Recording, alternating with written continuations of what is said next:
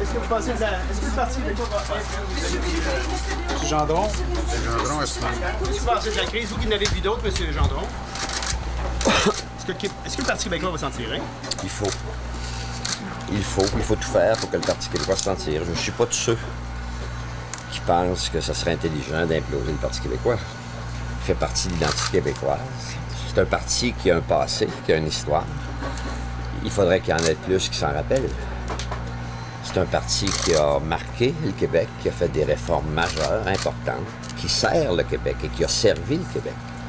Et dans ce sens-là, il me semble que ces valeurs-là devraient transcender des petites réflexions de nuances. Un instant. Message à M. Curzi, Mme Un instant. Il y a un message pour tout le monde. Il y a un message pour ceux qui quittent le bateau, c'est clair. Ça ne me gêne pas du tout. Je connais ces gens-là, je les aime, la plupart m'ont parlé et ça marche plus, là. Quelqu'un, tu dis, est-ce que c'est parce qu'il manque un grain de poivre dans la soupe que ton mets principal, à midi, là, c'était pas la soupe? Puis il me répond, oui, c'était la soupe. Mais j'aimerais mieux qu'elle soit un petit peu plus salée ou un petit peu plus poivrée. Ça va faire, ça n'a pas de sens. Il faut prendre le temps là, de réfléchir et arrêter ça, mais sur des bases fondamentales, sur des bases d'analyse, sur des bases historiques. Un parti politique, là, c'est pas un jouet. Mais comment ça se fait? À un instant, surtout un parti politique qui a marqué l'histoire, qui a fait des choses, c'est majeur. C'est majeur. Regardons qui nous sommes, regardons les hommes et les femmes qui ont passé au Parti québécois depuis 1976. C'est pas une risée, c'est pas une farce. Il y a des gens qui ont investi leur vie, mais ils ont fait des choses pour le Québec.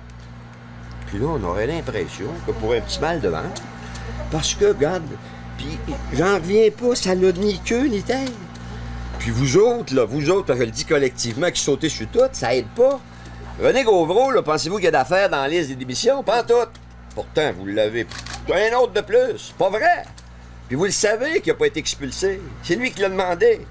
Est-ce que ça aurait pu être géré autrement? Ben oui. Est-ce que c'est aussi important que la crise? Ben non. Est-ce que ça s'était traité de la même façon? Ben oui. On est rendu là.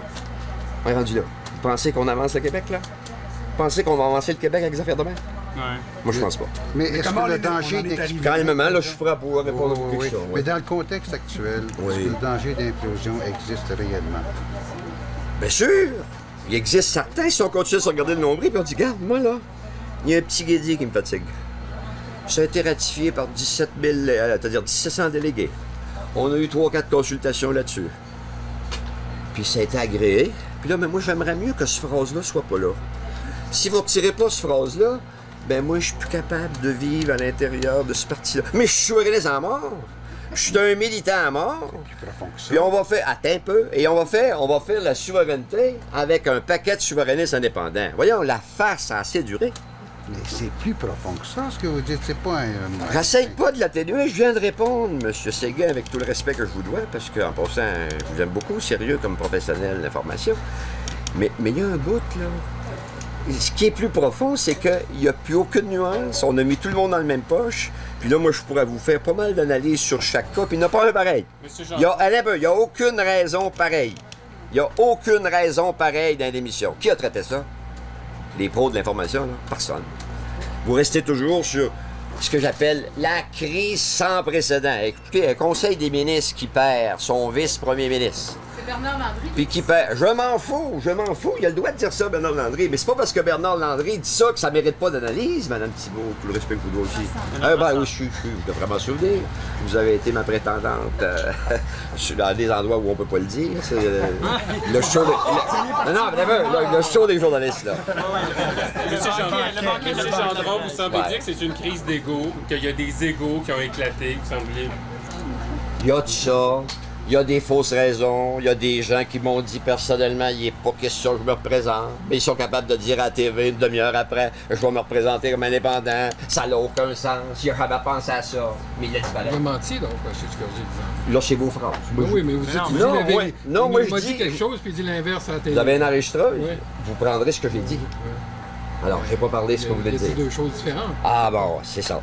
Mais voyez-vous, c'est ce qu'on reproche ils aux font leur politiciens, conférence de presse ensemble, leurs raisons doivent se ressembler. Ils sont assis côte à côte, là, puis ils disent la même chose. Non, ils disent pas la même chose. Vous relirez tous les textes. M. Gendron, c'est ce qu'on Parce reproche. qu'il a analysé profondément un de vos collègues le matin. Parce que je lis, voilà. dans le Journal du Québec, puis il dit exactement le contraire de ce que vous voulez dire. Monsieur Comment Gendron, Denis c'est ce que les arrive politiciens, là? c'est ce que les Québécois reprochent aux politiciens. Vous dites, il dit une chose et son contraire, mais vous n'osez pas lui dire que c'est un menteur. Alors que nous, c'est ce qu'on dit finalement. Dites-le. Moi, ça me donnerait quoi? Ça me donnerait quoi de partir quelque chose qui va faire que c'est lui qui va être plus couvert que moi? Si je dis ça, vous allez le voir. Hey, Jean-Laurent dit ça. Non, je suis capable de parler pour ce que je viens de dire, là. Moi, c'est les valeurs qui m'ont guidé, là. Pensez-vous que mon éthique, après 35 ans de vie politique, est pas aussi importante que celle des autres? Pourtant, il y a des gens qui disent, hey, moi, je n'avais assez au niveau de l'éthique. Moi aussi, je n'ai assez au niveau de l'éthique. Je suis allé en politique parce que je suis un gars d'éthique. Je suis un gars respecté. Demandez à mes électeurs. Parlez-leur. Ça me tente pas de faire ça, tout ce travail-là, de temps en temps, là, d'aller voir ceux qui ont une réputation puis un nom. Pourquoi? Parce que c'est important de faire de la politique, faire partie d'un parti politique.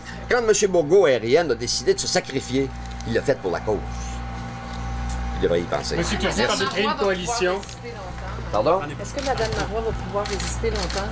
S'il y a d'autres départs, son leadership est sérieusement ébranlé. Ça fait complètement raison. C'est pour ça que, qu'est-ce que j'ai dit au début? Il faut arrêter ça. Monsieur Curzi parle de créer une coalition. C'est une bonne idée. Mais il y avait qu'à rester au parti, ça aurait été plus facile.